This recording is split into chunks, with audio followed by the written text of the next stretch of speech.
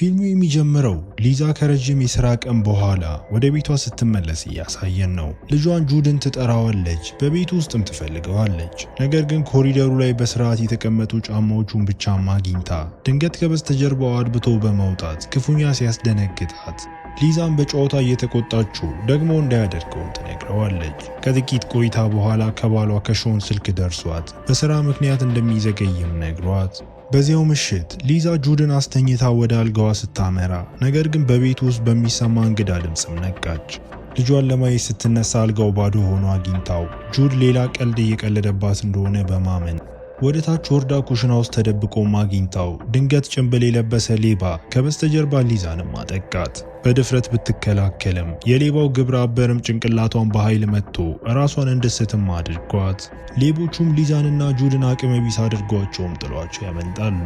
ከዚህ በኋላ ፊልሙ ጥቂት ሳምንታትን አልፎ ሲቀጥል ሁለቱም አሁንም በጥቃቱ ምክንያት በስነ ልቦና መጎዳታቸውንም እናያለን። ጁድ ከድርጊቱ በኋላ ጨርሶ ማውራት እንዳቆመና በደብተር ላይ በመጻፍ ብቻ እንደሚግባባም ተረድተን ወላጆቹ ወደ ስነ አእምሮ ሐኪም ቢወስዱትም ለሷም ቢሆን ለመናገርም ፈቃደኛ አይሆንም። በሌላ በኩል በጭንቅላቷ ላይ ጉዳት የደረሰባት ሊዛ በየቀኑ ራስ ምታትና ስለ ጥቃቱ የሚያስፈሩ ህልሞችን በየምሽቱም እያሰቃዩት ሐኪሟ ለመዳን ጠንክራ እንድትሰራም እያበረታታቻት ይህም ጁድ እንዲያገግም ሊረዳው እንደሚችልም ትገልጽላታለች።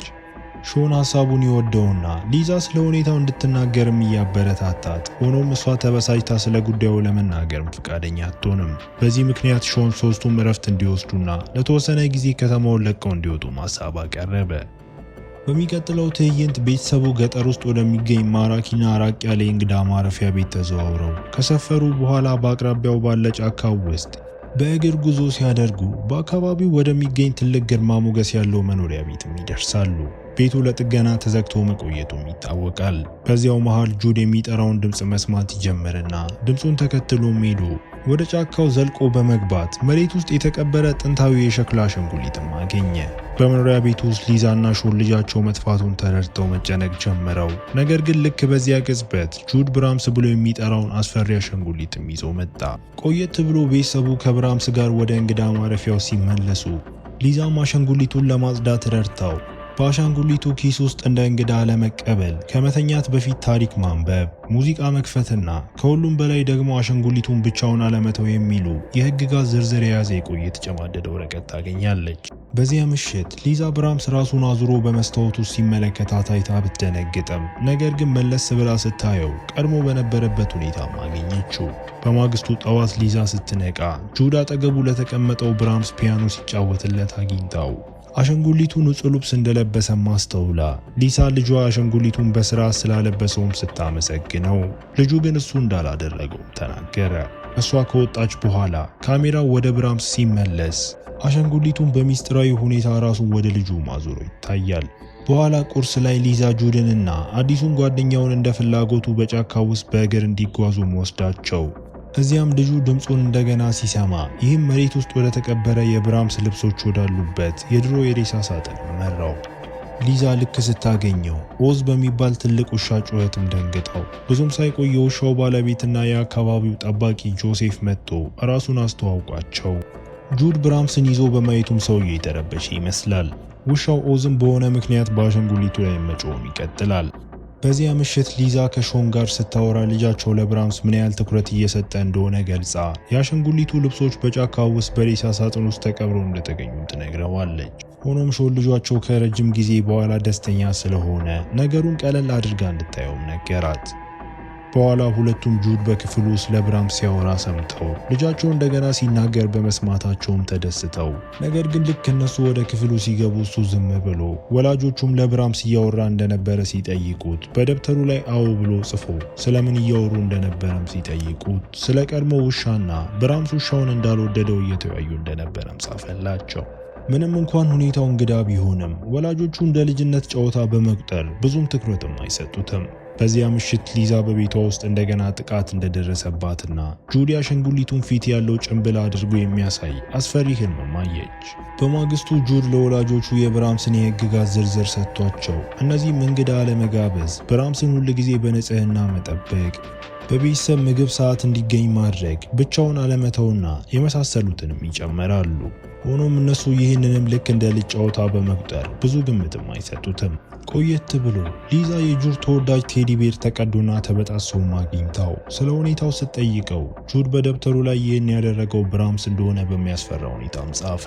አሻንጉሊቱ መውቀሱን ስለቀጠለ ይቅርታ ለመጠየቅ እስኪዘጋጅ ድረስ ያለ ብራምስ ክፍል ውስጥ እንዲቆይም አዛው። በኋላ ሊዛ በክፍል ውስጥ ከብራምስ በቀር ማንም በሌለበት ቴሌቪዥኑ ሲበራ ስትሰማም ደነገጠች። ያም ሆኖ ጁድ የቀለደባት ቢመስላትም ነገር ግን እሱ ከክፍሉ ፈጽሞ እንዳልወጣም ጻፈላት። ከጥቂት ደቂቃዎች በኋላ ወደ ኩሽና ስትመለስ ብራምስ በነበረበት ቦታ ላይ ለመኖሩንም አይታ ድንገት ጁድ ወደ ክፍሉ ሲሮጥ ሰምታ ተከትለው በሩ ከውስጥ ተቆልፎ ስታገኘውን በቁጣ ትጮህበታለች። በዚያ ቅጽበት ሊዛ ዞር ስትል ጁድ አንድ ብርጭቆ ውሃ ይዞ ከኋላዋ ቆሞም አገኘችው። በሩ ተከፍቶ ብራምስ በክፍሉ ውስጥ ተቀምጦ ስታገኘው ጭንቀቷ ሲበረታ፣ ሆኖም የገዛ አእምሮዋን ማመን እየከበዳት ያየችው እውነት ይሁን ወይም ቅዠት እርግጠኛ መሆንም አልቻለችም። ቀናት እያለፉ ሲሄዱ ጁድ ብራምስን በሄደበት ሁሉ ይዞት መሄዱንም ቀጥሎ ይህም ወላጆቹን ስለሚያሳስባቸው አዲሱን ሁኔታ ለሐኪሟም ሲያሳውቁ፣ ሆኖም እሷ ብዙ እንዳይጨነቁ ነገረቻቸው። ምናልባትም ብራምስ አጠገቡ መኖሩ ጁድ ወደ ቀድሞ ሁኔታው እንዲመለስ ሊረዳው ይችላል በማለትም ማረጋግታቸው አሻንጉሊቱ ጁድ ጉዳቱን እንዲረሳ እየረዳው እንደሆነ በመግለጽ አብረው እንዲሆኑ መክራቸው። ሐኪሟ አሻንጉሊቶች እንደ ማከሚያ መሳሪያ ስለሚያገለግሉባቸው ሁኔታዎች የሚገልጹ ጽሑፎችንም ትልክላቸዋለች። አንድ ቀን ሊዛ እንደ ብራምስ ስላሉ ጥንታዊ አሻንጉሊቶች የበለጠ ለማወቅ ኢንተርኔት ላይም እየፈለገች እያንዳንዱ አሻንጉሊት ስለ ቀድሞ ባለቤቶቻቸው ዝርዝር መረጃ የሚሰጥ መለያ ቁጥር እንዳለውም ተረድታ በውጪ ጁድ ከብራምስ ጋር እየተጫወተ እያለ ጆሴፍ ወደ እነሱ መጥቶ ከጠዋት ጀምሮ የጠፋውን ውሻውን እየፈለገ እንደሆነ ይናገራል። ነገር ግን ተጨማሪ ከመናገሩ በፊት ሊዛ ትመጣና ስለ ውሻው ምንም እንደማያውቁ ገልጻ ይህንን የሰማው ጆሴፍ አሻንጉሊቱን ትኩር ብሎ ተመልክቶ ለመሄድም ወሰነ።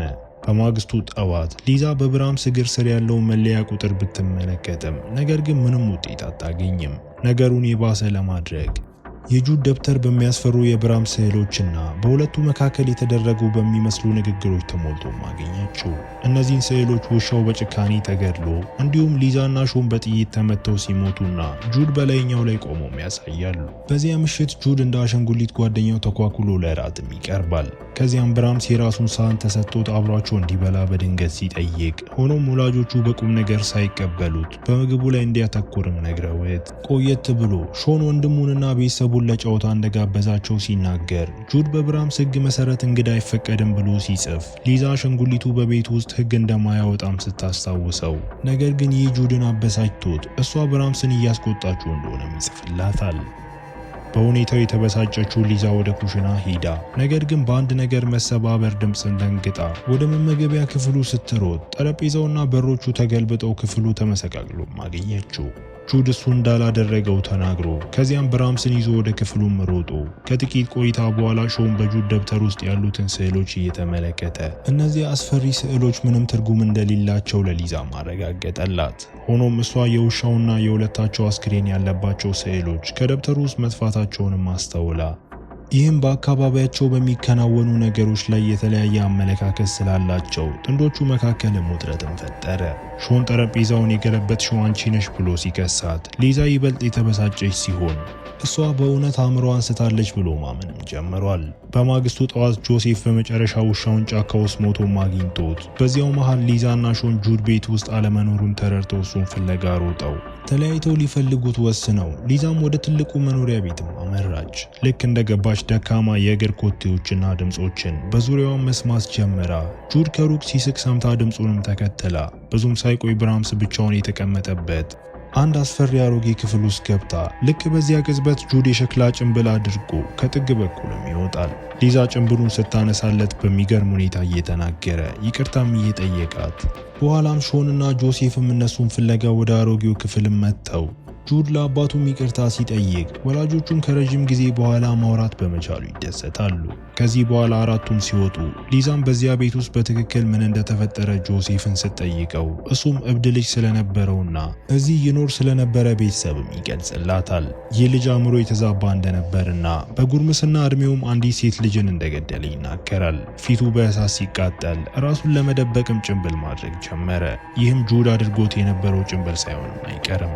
ጆሴፍ አክሎም የልጁ ወላጆች ራሳቸውን እንዳጠፉና ልጁም ሰዎችን መግደሉን እንደቀጠለም ይገልጻል። ሊዛ በጉጉት የልጁን ስም ስትጠይቀው ጆሴፍም ስሙ ሌላ ሳይሆን ብራምስ መሆኑን በሚያስደነግጥ ሁኔታም ገለጸ። በሚቀጥለው ትዕይንት የሾን ወንድም ሚስቱና ልጆቻቸው ቤተሰቡን ለመጠየቅ መጥተው ትልልቆቹ ስለ ሕይወታቸው ሲያወሩ ልጆቹ ለመጫወትም ወደ ውጪ ወጥተው እንዳለመታደል ሆኖ ትልቁ ልጅ ዊል ጁድን የሚያንገላታ ልጅ ሆኖም ተገኝቶ እብድ እያለ እየጠራው አሻንጉሊቱንም እንደሚሰባብርበት ሲዝትበት ጁድ ብራምስን እንዳያስቆጣው ሲያስጠነቅቀው፣ ነገር ግን ዊልም አይሰማውም። ማን ጠንካራ እንደሆነ ለመለየት ልጆቹ ኮፍያ በመጎተት ትንቅንቅ ጀመረው። ነገር ግን በመሃል ጁድ ወደ ብራምስ ሲመለከትና ድንገት ኮፍያውን ሲለቀው፣ በዚህም ዊል ወደ ኋላ ተንሸራቶ ወደቀ። መሬት ውስጥ ተሰክቶ የነበረ ስለታም እንጨትም ትከሻውን ሲወጋው ወላጆቹም በፍጥነት ወደ ሆስፒታልም ወሰዱት። በዚያው ምሽት ጁድ አሻንጉሊቱ በመኖሪያ ቤት ውስጥ ለዘላለም አብረው እንዲኖሩ እንደሚፈልግ ለሊዛ በፍርሃት ነግሯት ክፉ አሻንጉሊት አብሮ ለመቆየት እምቢ ካለ እነሱን እንደሚጎዳቸው እንደዛተበትም በለቅሶ ሲናገር፣ ሆኖም ሊዛ ማንም ሊጎዳቸው እንደማይችልም ለልጁ አረጋገጠችለት። በኋላ የአሻንጉሊቱን ኮድ በግልባጭ በማስገባት ስለ ብራምስ ኢንተርኔት ላይ ስትፈልግ ይህም በመጨረሻ ስለ አሻንጉሊቱ ጨለማ ታሪክ መረጃ እንድታገኝ ማስቻላት። ሊዛ ቀደምት ባለቤቶች ሁሉ ልጆቻቸው አሻንጉሊቱን ካሳደጉ በኋላ እንደሞቱ የሚገልጽ አስፈሪ ድንገተኛ አጋጣሚም አግኝታ እነዚህ ልጆች አሻንጉሊቱ እንዲያደርጉት እንዳዘዛቸው እየተናገሩ ዘግናኝ ግድያዎችንም ይፈጽሙ ነበር። በዚያው ቅጽበት ሆስፒታል ውስጥ ያለው ሾን አካባቢውን ከሚያውቅ ሰው ጋር ሲያወራ ስለ መኖሪያ ቤቱ ታሪክም ተረድቶ እንዲሁም የመጨረሻው የቤቱ ባለቤት አእምሮውን እንደሳተ የተረዳ ሲሆን ያም ሰው ሌላ ሰው ሳይሆንም ጆሴፍ ነው። በድንጋጤ ሾን ወደ ቤቱ ሲሮጥ ሊዛ ደግሞ ጁድ መጥፋቱን ተረድታ እሱን ለመፈለግ ስትሄድ ድንገት ጆሴፍ ጠመንጃ ይዞ ገብቶ ጁድ ደህና እንደሆነም ነግሯት እሱም እዚህ የመጣው በብራምስ ፍላጎት መሰረት እንደሆነም ይናገራል። ጆሴፍ ብራምስ ተሰባብሮ ካገኘው በኋላ መልሶ የገጣጠመው እሱ መሆኑንም ገለጸ። ይህ አሻንጉሊት ሆን ብሎ ደካማ ሰዎችን እንደሚያድንም የተገለጸ ሲሆን ጁድ ደግሞ ለሱ ቀላል ሰለባ ነበር። ሁኔታውን የሰማችው ሊዛ ሻማ ይዛ የቀለጠውን ሰም በጆሴፍ ፊት ላይ ማፍሰሳበት፣ ከዚያም ወደ መኖሪያ ቤቱ በፍጥነት ሮጣ እዚያም ጁድ የአሻንጉሊቱን ጭንብል አድርጎ ብራምስን አቅፎም አገኘችው። ብራምስን ሊያዘው ብላ ስትቀበለው፣ ነገር ግን ይህ ለጁድ ጠመንጃውን እንዲይዝም እድል ይሰጠዋል። ሊዛ ልታግባባው ስትሞክር እሱ ግን ሊገላት ተዘጋጅቶ ጠመንጃውን ወደ እሷ ማዞሮ፣ ልክ በዚያ ቅጽበት ሾን ወደ ውስጥ ይሮጥና የብራምስን ራስ በመዶሻው ሲሰባብረው፣ ይህም ጁድን ከአሻንጉሊቱ ትስስር ሁኔታ ውጤታማ በሆነ መንገድም አላቀቀው። ከጥቂት ደቂቃዎች በኋላ ጆሴፍ ወደ ቦታው ሲደርስ የብራምስ የሸክላ ራስ በመሰባበሩም ደንግጦ አሁን ከጭንብሉ ስር የሚያስጠላ ሰይጣናዊ አካል ተደብቆ እናያለን። ድንገት ብራምስ ቀጥ ብሎ ይቀመጥና ኃይሉን በመጠቀም ጆሴፍን አንቆት ምስኪኑ ሰው ወደ አየር ላይ ተሰቅሎ በፍንዳታም ተገደለ። ከዚያ በኋላ ጁድ ብራምስን ያቀፈው ሲሆን ልጁ እንደገና በሱ ቁጥጥር ስር የሚወደቅ ይመስላል። ነገር ግን ድንገት ዞር ይልና አሻንጉሊቱን ወደ እሳቱ ውስጥ ጥሎት አመድ እስኪሆን ሲቃጠልም ይመለከታሉ። ከዚያ ክስተት በኋላ ቤተሰቡ በከተማ ወደ ነበረው የድሮ ቤታቸው ተመልሰው መደበኛ ህይወታቸውንም ቀጥለው አሁን ደስተኞችም ይመስላሉ። ነገር ግን አንድ ምሽት ጁድ ድንገት ተነስቶ የሸክላ አሻንጉሊቱን ጭንብልም አድርጎ ከዚያ ቤተሰቡን ህግጋቱን እስካከበረ ድረስ ብራምስ በአዲሱ ቤት ውስጥ በጣም ደስተኛ እንደሚሆን በሚያስፈራ ሁኔታ ሲናገር እያሳየን ፊልሙ እዚህ ጋር ይጠናቀቃል። እስከ መጨረሻው አብራችሁኝ ስለነበራችሁ አመሰግናለሁ።